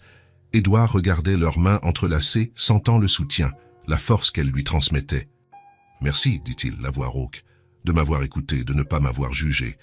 Nous faisons tous des erreurs, répondit Amélie. Ce qui compte, c'est ce que nous faisons après. Édouard acquiesça, s'essuyant les yeux. Tu es incroyable, tu sais? Amélie sourit légèrement. Je suis juste quelqu'un qui veut te voir aller bien. Ils restèrent là, côte à côte. Plus de mots n'étaient nécessaires. Tout avait été dit. Amélie lui avait donné ce dont il avait besoin. Pas une solution, pas une garantie, mais du courage, des encouragements, la certitude qu'il n'était pas seul. Quelques minutes plus tard, les filles sortirent de la chambre en courant. « Regarde, monsieur Ed, je t'ai dessiné, » dit Sophie, montrant un bonhomme allumette avec des cheveux gris. « Et moi, j'ai dessiné maman, » compléta Léa, montrant un autre bonhomme avec des cheveux jaunes. Édouard sourit, essuyant discrètement ses larmes. « C'est magnifique, vous êtes des artistes. » Les filles rirent et sautèrent sur le canapé à côté de lui. Amélie observait tout, le cœur tranquille. Elle avait fait ce qu'elle pouvait. Elle avait donné à Édouard les mots qu'il avait besoin d'entendre. Maintenant, était à lui de faire le prochain pas, et elle espérait, de tout cœur, qu'il en aurait le courage. Parce que tout le monde méritait une seconde chance, y compris Édouard, y compris Ruby. Édouard conduisit pendant près de 3 heures avant d'arriver à la ville où Ruby vivait avec sa mère. Le trajet sembla plus long qu'il ne l'était. Chaque kilomètre apportait un mélange d'anxiété et d'espoir qui lui serrait la poitrine. Il avait appelé son ex-femme la veille. La conversation avait été brève, formelle, presque froide. Mais elle avait accepté de le laisser voir Ruby. Elle avait seulement dit que la décision finale appartiendrait à la jeune fille, qu'elle ne forcerait rien. Maintenant, arrêté devant la maison familière, Édouard prit une profonde inspiration. Ses mains étaient moites. Son cœur battait à tout rompre. Il regarda dans le rétroviseur, essayant de se calmer. « Tu peux le faire, » se murmura-t-il. « Tu peux le faire. » Il regarda le siège passager. Là se trouvait un petit paquet emballé dans du papier coloré. Un cadeau simple. Un carnet de dessin à couverture rigide et une boîte de crayons de couleur professionnelle, rien d'extravagant. Mais choisi avec soin, en pensant à elle. Édouard sortit de la voiture, prit le cadeau et se dirigea vers la porte. Chaque pas semblait peser des tonnes. Avant qu'il ne frappe, la porte s'ouvrit. Son ex-femme était là, plus âgée, plus fatiguée, avec des mèches grises qu'elle n'avait pas avant, mais toujours avec ce regard ferme qu'il connaissait si bien. « Bonjour » dit Édouard, la voix basse. « Bonjour » répondit-elle, sans émotion. « Elle est dans sa chambre. Je vais l'appeler. » Édouard entra lentement. La maison était la même meuble, même couleur sur les murs, même tableau, mais tout semblait différent. Plus petit, plus distant, ou peut-être que c'était lui qui était différent. Il resta debout dans le salon, tenant le cadeau à deux mains, comme si était un bouclier contre la peur. Puis, il entendit des pas, légers, hésitants, et elle apparut, Ruby. Elle avait grandi, beaucoup. Ce N était plus la fille de 12 ans dont il se souvenait avec tant de douleur. Maintenant, à 16 ans, elle était presque une femme. Les cheveux blonds attachés en queue de cheval, les yeux bleu clair, les mêmes que les siens, qui à ce moment le regardaient avec distance. « Bonjour, Ruby » dit Édouard, la voix chancelante. « Bonjour » répondit-elle, debout à l'entrée du salon. Il y eut un lourd silence. Aucun des deux ne savait quoi dire. Comment commencer? Comment briser ce mur qui se dressait entre eux? La mère de Ruby apparut derrière elle, posant la main sur l'épaule de sa fille. « Je vais vous laisser parler. Je serai dans la cuisine si vous avez besoin. » Elle sortit, laissant père et fille seuls dans ce silence dense. Ruby croisa les bras, toujours à distance. Édouard fit un pas en avant, mais s'arrêta en voyant qu'elle ne bougeait pas. « Tu es très belle, » dit-il, ne sachant que dire d'autre. « Merci. » Un autre silence. Édouard déglutit. Il devait parler. Il devait dire pourquoi il était venu. Il ne pouvait pas gâcher cette chance. « Ruby, je sais que je n'ai pas le droit d'être ici. Je sais que tu ne me dois rien, que je ne mérite pas ton attention. Mais je devais te voir. Je devais te dire que... » Il s'arrêta, sentant sa voix trembler. « Papa regrette tellement. Tu lui manques. » Les yeux de Ruby brillèrent. Elle cligna rapidement des yeux, baissant le regard vers le sol. « Toi aussi, tu me manques, » dit-elle, la voix basse mais ferme. « Mais tu as fait du mal à maman. » Édouard sentit sa poitrine se serrer. Chaque mot d'elle était comme un coup de poignard. Mais un coup de poignard mérité. « Je sais, » admit-il, la voix chargée de culpabilité. « Je sais que je lui ai fait du mal, et il n'y a aucune excuse pour ça. Aucune. J'ai eu tort, très tort. Et si je pouvais remonter le temps, je changerais tout. Je ferais tout différemment. Mais je ne peux pas. Je peux seulement essayer d'être différent maintenant. » Ruby le regarda pour la première fois vraiment. Il y avait du chagrin dans ses yeux, de la douleur, mais il y avait aussi autre chose, de la curiosité, l'envie de croire. « Tu as changé ?» demanda-t-elle, la voix méfiante. Édouard hésita. « J'essaie, tous les jours. J'essaie d'être quelqu'un de meilleur, quelqu'un que tu pourras un jour peut-être respecter à nouveau. » Ruby resta silencieuse, réfléchissant, puis elle regarda le paquet dans ses mains. « Qu'est-ce que c'est ?» Édouard regarda le cadeau, l'ayant presque oublié. « Ah, c'est pour toi. Rien de spécial, juste quelque chose que j'ai pensé que tu aimerais. » Il tendit le paquet. Ruby hésita, regardant l'emballage comme si était un piège, mais elle finit par le prendre. Elle l'ouvrit lentement, avec soin. Quand elle vit le carnet de dessin et les crayons de couleur, elle s'arrêta. Elle tint le carnet à deux mains, passant ses doigts sur la couverture lisse. « Tu t'es souvenu que j'aime dessiner ?» dit-elle, surprise. « Bien sûr que je m'en suis souvenu » répondit Édouard, la voix étranglée. « Je me souviens de tout, Ruby, de chaque détail. Tu dessinais tout le temps quand tu étais petite. Tu dessinais des princesses, des châteaux, des animaux, des fleurs, et je gardais tous les dessins, tous. » Ruby le regarda, les yeux embués. « Tu les gardais ?» ?»« Je les gardais. Je les ai toujours. Il y a une boîte dans mon bureau, pleine de tes dessins. Je les regarde quand le manque est trop fort. » Elle serra le carnet contre sa poitrine, luttant contre les larmes qui menacèrent de couler. « Merci, » dit-elle, la voix étranglée. Édouard fit un pas en avant, lentement, pour tester. « Tu veux faire un tour ? On peut aller à ce parc que tu aimais quand tu étais petite, ou n'importe où, ce que tu veux, ou on peut rester ici, comme tu préfères. » Ruby regarda vers la cuisine. où se trouvait sa mère, puis elle se retourna vers Édouard. « D'accord, allons au parc. » Ils marchèrent jusqu'au parc près de la maison. C'était un petit endroit, avec quelques bancs en bois, une aire de jeu avec des balançoires rouillés et un chemin de pierre entre de grands arbres.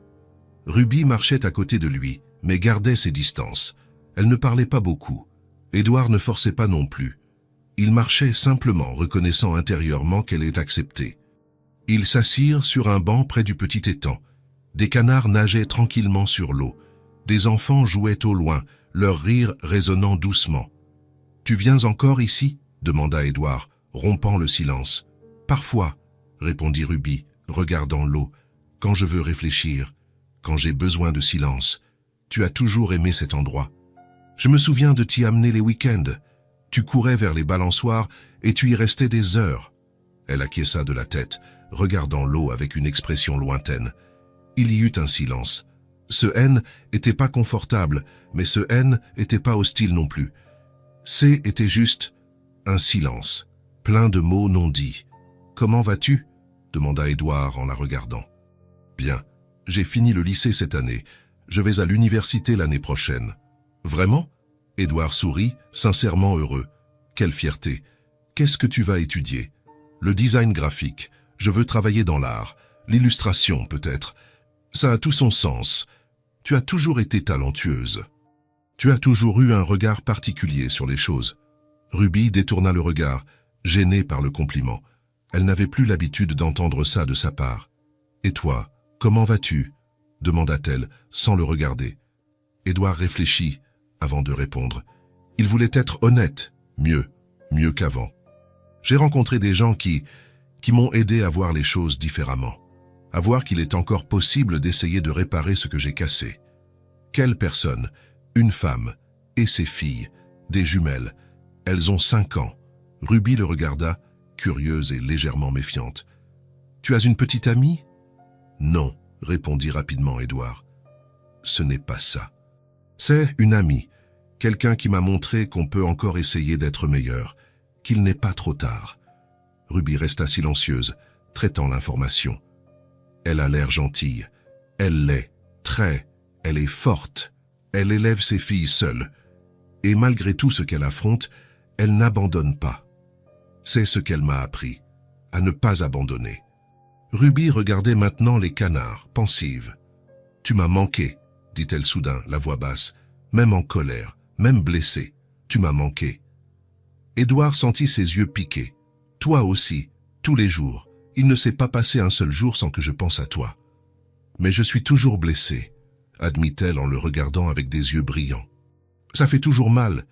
Ce que tu as fait, ce qui est arrivé à notre famille. Je sais, » dit Édouard, la voix ferme mais pleine de émotion. « Et je ne m'attends pas à ce que tu me pardonnes maintenant. Je ne sais même pas si tu me pardonneras un jour. Et ce n'est pas grave si tu ne le fais pas, mais je veux essayer, je veux être présent, de la manière que tu me laisseras. » « À ton rythme. » Ruby le regarda, les yeux embués. « Sans pression, sans aucune pression. C'est toi qui décides. Je veux juste avoir la chance de connaître la personne que tu es devenue et de te montrer qui j'essaie de être. » Elle prit une profonde inspiration, s'essuyant les yeux du revers de la main. « D'accord. » Ils restèrent au parc 1 heure de plus. Ils parlèrent peu, mais ils étaient là, ensemble, et C était déjà quelque chose. C était un début. Ruby parla un peu de l'école, de ses projets pour l'université. Édouard écoutait chaque mot attentivement, comme s'il gardait tout en mémoire. Quand le soleil commença à se coucher, peignant le ciel d'orange et de rose, Édouard la raccompagna chez elle. À la porte, Ruby s'arrêta et le regarda. Il y avait quelque chose de différent dans son regard. Moins de colère, moins de chagrin, peut-être un peu d'espoir. « Merci pour le cadeau et pour être venu.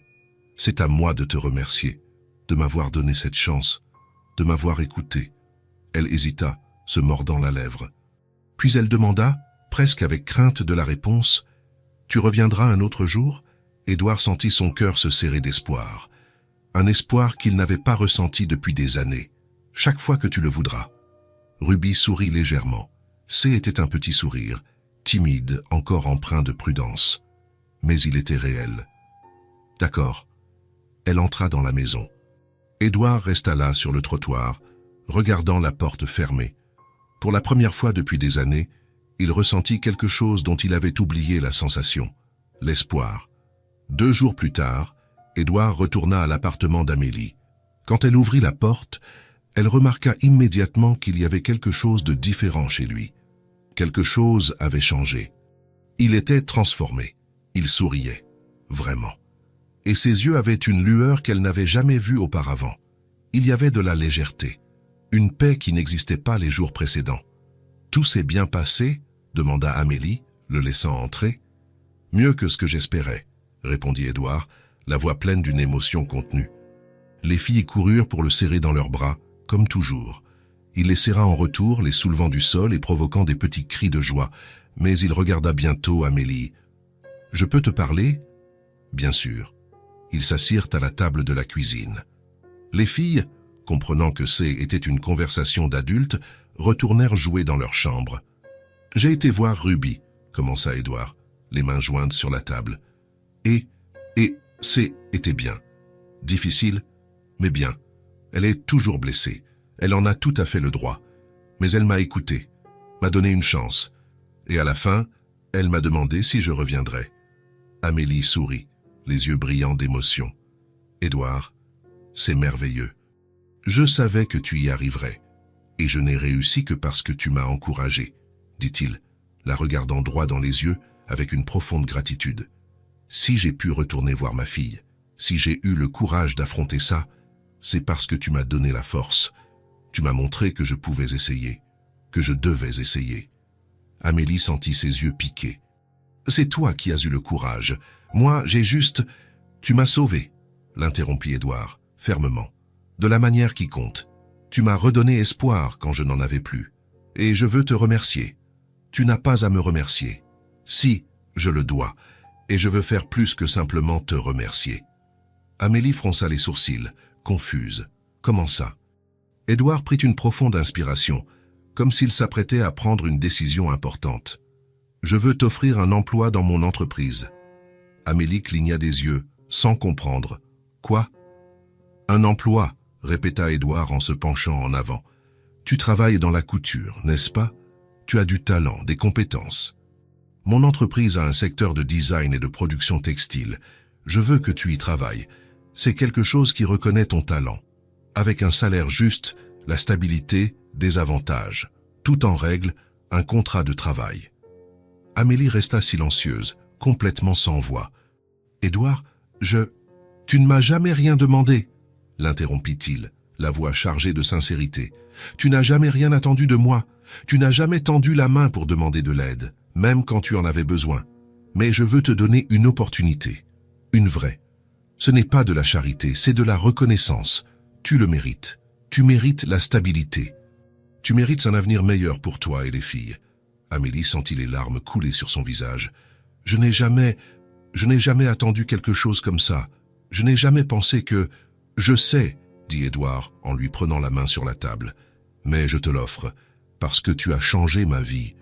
Tu m'as donné quelque chose que j'avais perdu. Et je veux faire une différence dans la tienne aussi. Je veux te rendre l'appareil, de la bonne manière. » Amélie s'essuya les yeux, souriant à travers les larmes. « Merci, du fond du cœur. Tu n'as pas idée de ce que cela signifie. » Édouard lui sourit en retour, lui serrant la main. « Alors, tu acceptes ?» Amélie le regarda. Cet homme qui était apparu dans leur vie de manière inattendue, qui était devenu une partie de leur routine, qui était devenu une famille. « J'accepte, » dit-elle, la voix ferme. Et à ce moment, ils sentirent tous les deux que quelque chose de nouveau commençait. Quelque chose de bon, quelque chose de vrai. Quelque chose construit sur la gratitude, le respect et une affection sincère. Édouard avait retrouvé sa fille. Amélie avait trouvé une opportunité et tous deux avaient trouvé, l'un dans l'autre, quelque chose de rare, l'espoir. 3 semaines après sa première visite à Ruby, Édouard se présenta à l'appartement d'Amélie un samedi matin. Mais cette fois, il n'était pas seul. Quand Amélie ouvrit la porte, elle vit une adolescente blonde à côté de lui, grande, aux yeux bleus clairs, avec un sourire timide sur le visage. « Amélie, voici Ruby, » dit Édouard, fier, posant la main sur les épaules de sa fille. « Ruby, voici Amélie. »« Bonjour, » dit Ruby, faisant un signe de la main, un peu nerveuse. « Bonjour, Ruby, » répondit Amélie avec un sourire chaleureux. « C'est un plaisir de te rencontrer. Ton père parle beaucoup de toi. » Ruby regarda Édouard, surprise. « Vraiment ? Tout le temps ?» confirma Amélie en s'écartant. « Entre, s'il te plaît. Fais comme chez toi. » Avant que la conversation ne puisse continuer, Sophie et Léa sortirent de leur chambre en courant, pieds nus, les cheveux ébouriffés par le jeu. « Monsieur Ed !» crièrent-elles ensemble, excitées, mais elles s'arrêtèrent brusquement en voyant Ruby. Elles restèrent immobiles, curieuses, observant la nouvelle venue. « Bonjour !» dit Sophie, penchant la tête sur le côté. « Qui es-tu » demanda Léa directement. Édouard s'accroupit à leur hauteur, posant une main sur les épaules de chacune. « Les filles, voici Ruby. Ma fille, Ruby, voici Sophie et Léa. » Ruby s'accroupit aussi, se mettant à la hauteur des jumelles. Elle sourit, nerveuse. « Bonjour les filles, enchantée de vous rencontrer. » Sophie et Léa se regardèrent une seconde, puis sourirent en même temps. « Tu es jolie » dit Sophie, sans filtre. « On dirait une princesse » compléta Léa, les yeux écarquillés. Ruby rit, gênée, ses joues devenant roses. « Merci, vous êtes très jolies aussi. »« On sait » dit Sophie en rejetant ses boucles en arrière. Tout le monde rit. La tension initiale se dissipa. Édouard regarda Amélie, plein d'espoir. « J'ai pensé l'amener passer la journée ici, si ça ne dérange pas. »« Bien sûr que non, » dit Amélie en souriant. « Entrez, je vais faire du café. » Au début, Ruby était un peu perdue. Elle ne savait pas vraiment comment se comporter avec de si jeunes enfants. Elle resta assise sur le canapé, observant Sophie et Léa jouer sur le tapis avec leurs poupées.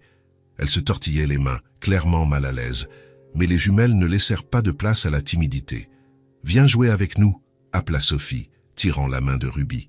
« On est en train de construire un château géant » montra Léa les cubes colorés éparpillés. Ruby regarda Édouard, qui sourit et acquiesça. Elle prit une profonde inspiration et s'assit par terre avec elle. Elle commença doucement, empilant des cubes, suivant leurs instructions enthousiastes. « Non, non, celui-ci va en bas » disait Sophie, déplaçant les cubes. « Et celui-ci en haut pour que ce soit bien haut » ajoutait Léa. Mais peu à peu, Ruby se détendit.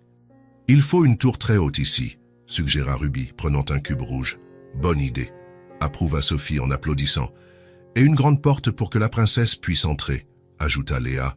Elles travaillèrent ensemble, montant, démontant quand ça tombait, riant quand le château s'effondrait et recommençant tout sans se plaindre. Amélie observait depuis la cuisine, une tasse de café à la main. Édouard était à côté d'elle, appuyé contre le comptoir. « Elles s'entendent bien » commenta Amélie en souriant. « Mieux que ce que j'espérais » répondit Édouard en les regardant toutes les trois. « J'avais peur que Ruby reste distante. Elle n'est pas habituée aux jeunes enfants. Elle s'en sort très bien. Et les filles adorent les nouvelles personnes, surtout quand la personne joue vraiment avec elle. » Édouard soupira, détendant ses épaules. « Ruby semble plus légère aujourd'hui, plus elle-même. Ça faisait longtemps que je ne l'avais pas vue comme ça. » Amélie le regarda. « Toi aussi, tu es différent, plus léger. » Édouard acquiesça, passant la main dans ses cheveux. « Je me sens différent. Pour la première fois depuis longtemps, je sens que j'ai quelque chose de réel, quelque chose qui compte. » Après le château, les filles décidèrent de dessiner. Ruby prit le carnet que Édouard lui avait offert et le montra à Sophie et Léa, l'ouvrant sur la table du salon. « Regardez, » dit-elle, ouvrant une page blanche. « On peut dessiner ce qu'on veut ici.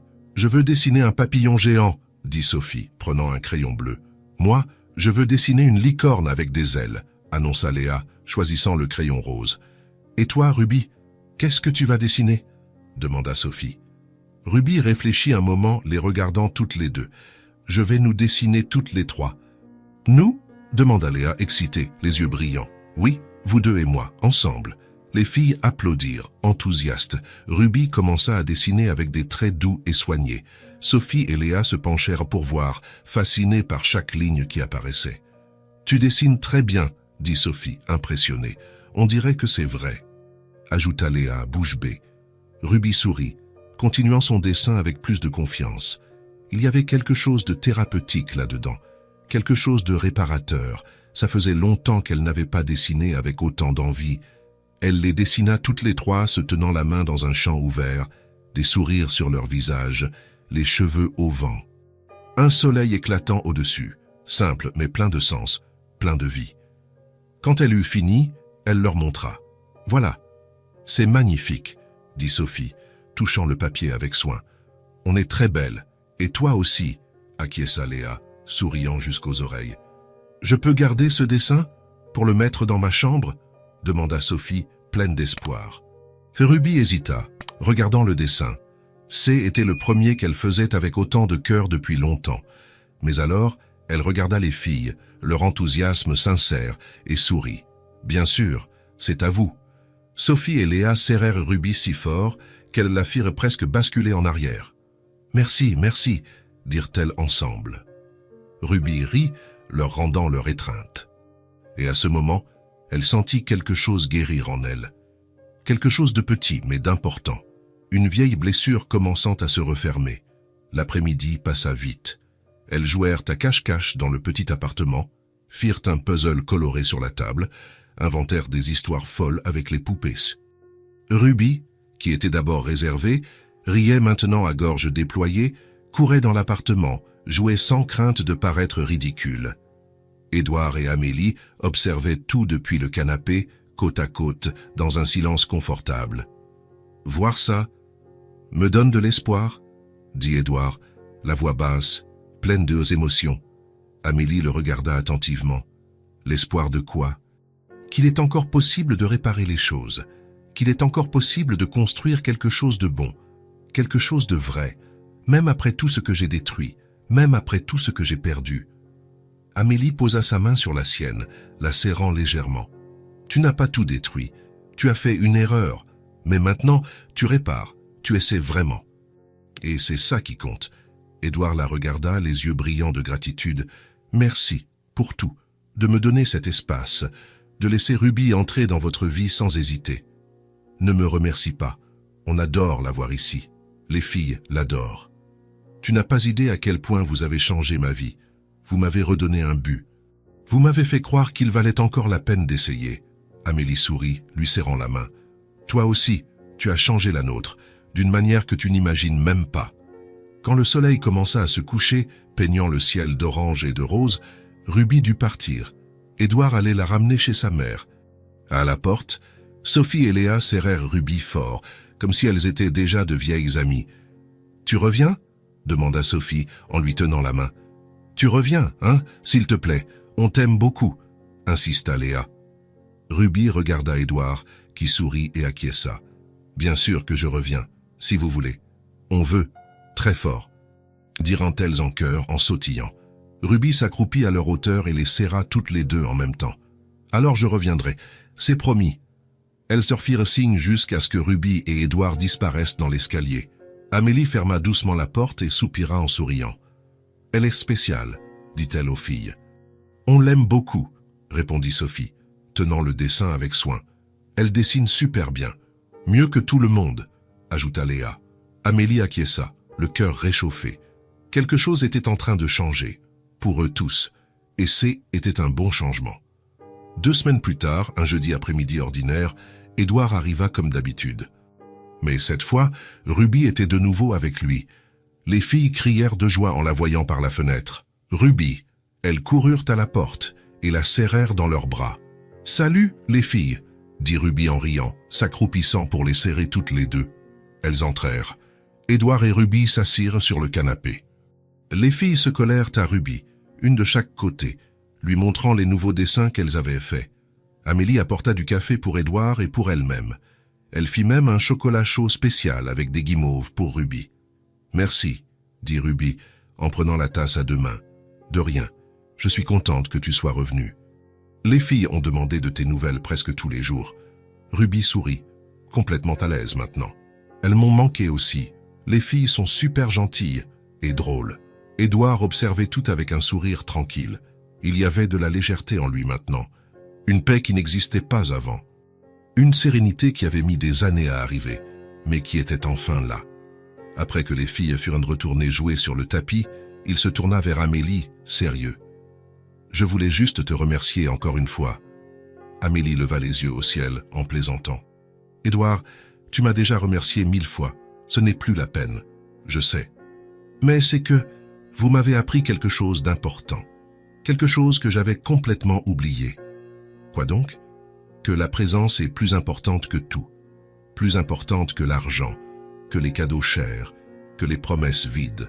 Juste être là, être vraiment là, être présent dans la vie des gens qu'on aime. » Amélie sentit ses yeux piquer. « Tu as bien appris la leçon. » Édouard sourit, regardant Ruby, qui riait maintenant avec les filles, complètement à l'aise. « J'ai eu de bonnes professeurs. » Le nouveau travail d'Amélie avait commencé depuis des semaines. Elle travaillait dans le secteur du design de l'entreprise D. Édouard, créant des imprimés, aidant à la production de pièces spéciales. Le salaire était juste, plus que ce qu'elle gagnait avant. Elle avait tous les avantages sociaux, des horaires fixes, une vraie stabilité. Pour la première fois depuis des années, Amélie se sentait respectée, valorisée, reconnue pour ce qu'elle faisait. Elle n'était plus seulement une couturière travaillant à domicile pour quelques sous. Elle était une professionnelle, avec un contrat de travail, des droits, un avenir. Les filles allaient bien, plus heureuses, plus en sécurité. Elles avaient des vêtements neufs, de la nourriture en abondance sur la table tous les jours, des jouets, des livres, tout ce dont elles avaient besoin. Et, plus important encore, elles avaient de l'espoir. Elles avaient un avenir. Édouard était aussi différent. Il rendait visite à Ruby de plus en plus fréquemment. Leur relation était encore fragile, se reconstruisant encore brique par brique, mais il y avait de réels progrès, une connexion sincère. Et il continuait de rendre visite à Amélie et aux filles, pas par obligation, pas par pitié, pas par culpabilité, mais parce qu'il le voulait, parce qu'il en avait besoin. Parce que là, dans cet appartement simple, il trouvait quelque chose qu'il ne trouvait nulle part ailleurs. Une famille, pas au sens traditionnel, pas avec des titres ou des étiquettes définies, pas avec des rôles établis, mais au sens véritable. Des gens qui se souciaient les uns des autres, qui étaient présents, qui choisissaient d'être ensemble, jour après jour, sans rien attendre en retour. Cet après-midi-là, tandis que les trois filles jouaient dans la chambre et qu'Amélie et Édouard discutaient dans le salon, il y avait un sentiment de plénitude dans l'air, d'un cycle qui se refermait, pas de promesses exagérées, pas de liens forcés, pas d'attentes irréalistes ou de rêves impossibles. Juste des gens qui se sont rencontrés au bon moment et qui ont fait le meilleur l'un pour l'autre. Édouard avait retrouvé sa fille, avait trouvé un nouveau but, avait appris qu'il était encore possible de réparer ce qui semblait brisé pour toujours. Amélie avait trouvé la stabilité financière, une opportunité professionnelle, le respect et une véritable amitié. Ruby avait retrouvé son père et gagné 2 petites sœurs temporaires qui la faisaient rire et se sentir légère et aimée. Sophie et Léa avaient gagné quelqu'un qui était vraiment présent, qui jouait avec elle, qui se souciait sincèrement, qui choisissait d'être là. Et tous, d'une manière profonde, avaient trouvé l'espoir. L'histoire n'avait pas une fin grandiose. Pas de rebondissement dramatique, pas de baisers cinématographiques ou de déclarations enflammées. Elle avait quelque chose de mieux. Elle avait la simplicité, la vérité brute, l'affection spontanée. Et parfois, c'est tout ce dont nous avons besoin. Juste être, juste exister, juste vivre, un jour à la fois, aux côtés de gens qui nous voient vraiment. Édouard regarda autour de lui. Il vit Ruby rire avec les filles dans la chambre. Il vit Amélie sourire en observant la scène. Et pour la première fois depuis très, très longtemps, il se sentit chez lui.